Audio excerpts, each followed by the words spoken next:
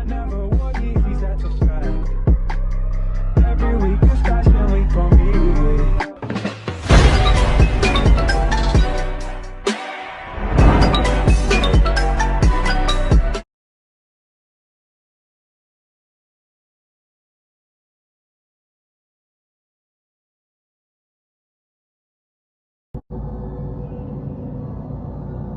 A teenage girl, Sumi, is being treated for shock and psychosis in a mental institution.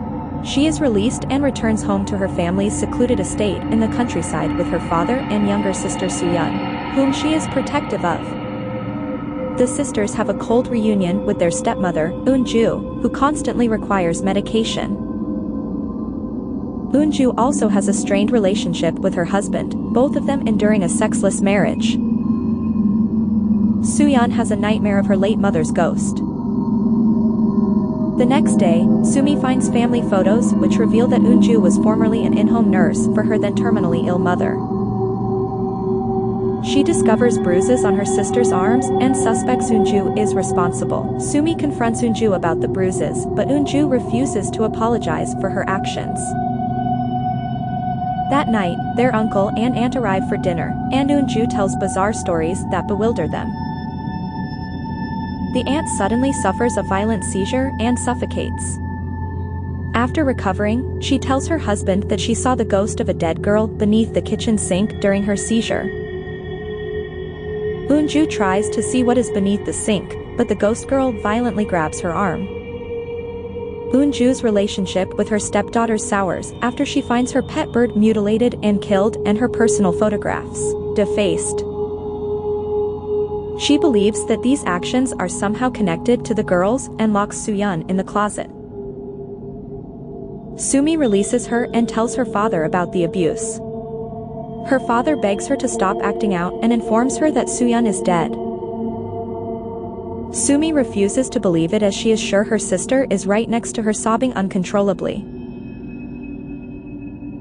The next morning, Eun-ju drags a bloodied sack through the house, whipping it. Sumi believes that Soo-yeon is inside the sack. Eun-ju and Sumi get into a violent physical altercation. Sumi's father arrives to find an unconscious Sumi.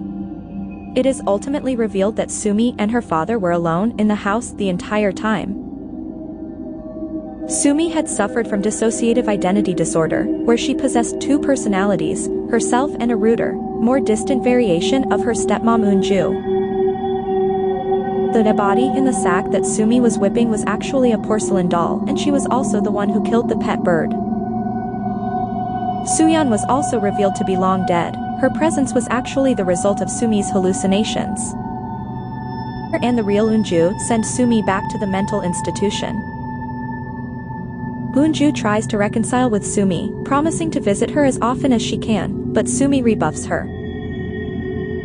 That night, Eun-ju hears footsteps in Soo-yeon's old bedroom, revealing that the ghost actually exists. Soo-yeon's real ghost crawls out of the closet and kills Eun-ju. Meanwhile, Sumi smiles, appearing to have finally found peace. Flashbacks reveal the day that led Sumi to be institutionalized. While her terminally ill mother was still alive, her father engaged in an adulterous affair with Eun-ju when she was still their in-home nurse.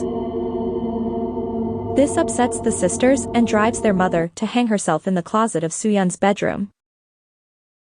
Soo-yeon attempts to revive her, but the closet collapses on top of her. Eun-ju sees Soo-yeon thrashing and suffocating and at the last minute, decides to save Soo-yeon.